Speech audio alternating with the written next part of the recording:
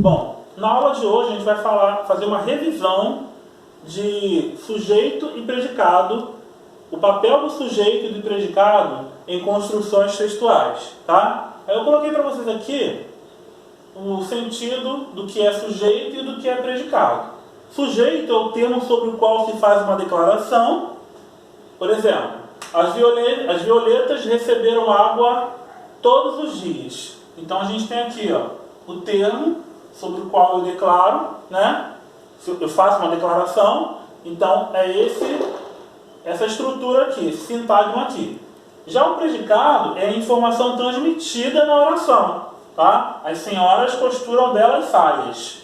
Ó, costuram belas saias é a informação que eu trago sobre esse sujeito aqui, que são as senhoras, ok?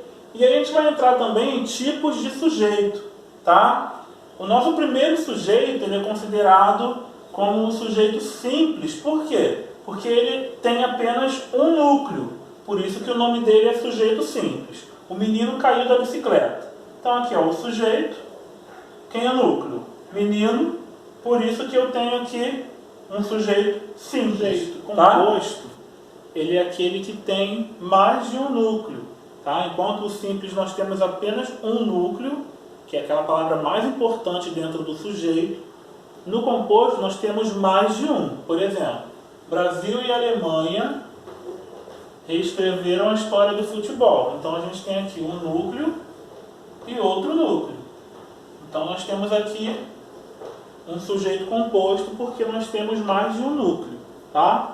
Já o sujeito desinencial, ele é identificado por meio da flexão do verbo, da desinência do verbo. Tá? Precisamos encontrar um novo time. Aí a gente tem aqui, olha, precisamos, né? Quem precisa? Aqui, ó, a desinência do verbo, ó. Precisamos, primeira pessoa do plural. Quem é a primeira pessoa do plural? Nós. Só que não está escrito ali. Eu consigo identificar esse nós aqui por causa disso aqui, que é a desinência do verbo. Então a gente tem aqui nessa oração um sujeito desinencial, oculto, elíptico, tá? É tudo a mesma coisa. Cada gramática utiliza uma nomenclatura diferente, mas é tudo a mesma coisa, tá? E a gente tem aqui um outro sujeito, que é o sujeito inexistente ou sem sujeito. Nessa oração aqui não há sujeito de fato, porque ele é formado apenas pelo predicado. É o predicado que compõe essa oração e também ele é articulado, esse predicado ele é articulado em volta de um verbo impessoal, tá? Por exemplo, o verbo haver aqui, ó. Esse verbo haver, ele está no sentido de existir. Quando aparece esse tipo de verbo aqui, no sentido de existir, ele significa que é um verbo impessoal. Os verbos que expressam o fenômeno da natureza também, passagem de tempo, né? Tudo isso aí marca a impessoalidade do verbo. Então toda a oração aqui, olha, é predicado, tá? Assim como no sujeito desinencial também. Toda a oração é predicado, porque o sujeito está oculto. E aqui também porque o sujeito ele é inexistente, tá bom? O último sujeito é o sujeito indeterminado. Tá? No sujeito indeterminado, a gente não sabe dizer quem praticou a ação do verbo, quem realizou a ação verbal. Por exemplo, assassinaram o prefeito da cidade. A gente não tem como saber, através desse verbo aqui, olha, quem praticou a ação. Alguém praticou, mas se eu não tiver feito nenhuma referência anteriormente e esse verbo surgir na oração, né, esse verbo em terceira pessoa do plural, né, a gente não consegue dizer quem praticou. Então, por isso que nessa oração aqui, o sujeito é indeterminado. E outra forma também de aparecer um sujeito indeterminado é o verbo seguido do ser aqui, olha. Precisa-se de ajudante. Também marca a indeterminação do sujeito. Tá ok, pessoal? E agora vamos falar dos tipos de predicado. Tá? Nós temos 3 tipos de predicado. Nós temos o predicado verbal, o predicado nominal e o predicado verbo nominal. Vamos lá. O predicado verbal, ele recebe esse nome por quê? Porque o núcleo da oração no predicado verbal é um verbo de ação. Que verbo é esse? Pode ser um verbo transitivo ou pode ser um verbo intransitivo, tá? Por exemplo, os velocistas correram a meia maratona. Aí tem aqui, ó, o sujeito, os velocistas, e o nosso verbo aqui, ó, correram.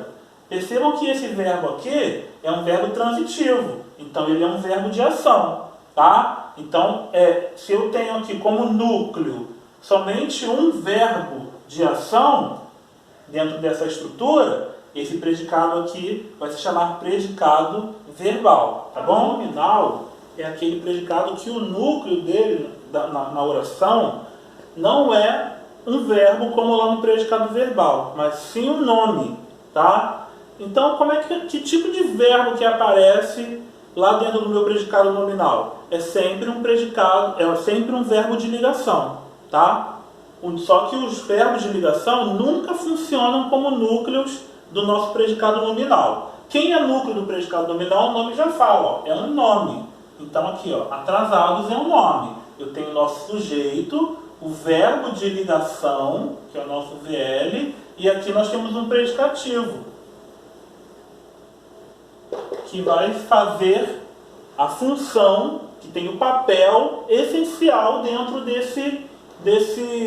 dessa oração. Então ele está ali funcionando como um núcleo. Porque se eu tentar tirar o VL, olha lá, os velocistas atrasados, a frase continua fazendo sentido. Agora, se eu tirar o atrasados, percebam que vai fazer falta. Ó, os velocistas estão, né? Por quê? Eu posso tirar o VL porque o VL não é núcleo de uma oração. Quem é núcleo de uma oração, dentro de um predicado nominal, é sempre o nome, que é o predicativo, tá? Já o predicado verbo nominal, ele vai apresentar as duas coisas ao mesmo tempo. Ele vai apresentar um verbo de ação, lá do predicado verbal, e ele vai apresentar também um nome, aqui do predicado nominal. Ele vai ter as duas coisas ao mesmo tempo. Olha aqui. Minha mãe dirigiu cansada a viagem inteira. Minha mãe é o nosso sujeito. Dirigiu é o nosso verbo intransitivo, ó. Dirigiu. Aí a gente tem aqui agora, ó, cansada, tá? Que é o nome que eu estou dando, é a característica que eu estou dando para minha mãe. Então eu tenho um VI e eu tenho também um predicativo, tá? Eu tenho um verbo de ação aqui, um verbo significativo, que é o verbo dirigiu, né? Ação, mais cansada, que é uma característica, tá vendo? Ó? Igual aqui no predicado nominal, uma característica. Então, se eu tenho os dois núcleos ao mesmo tempo dentro do meu predicado, esse predicado vai ser verbo nominal. Verbo por quê? Por causa do verbo de ação, e nominal por causa do predicativo. Tá bom, pessoal? Então, fiquem aí com essas aulas. Espero que vocês gostem, que vocês tenham entendido. E estou à disposição para quaisquer dúvidas. Ok? Tchau, tchau e bons estudos!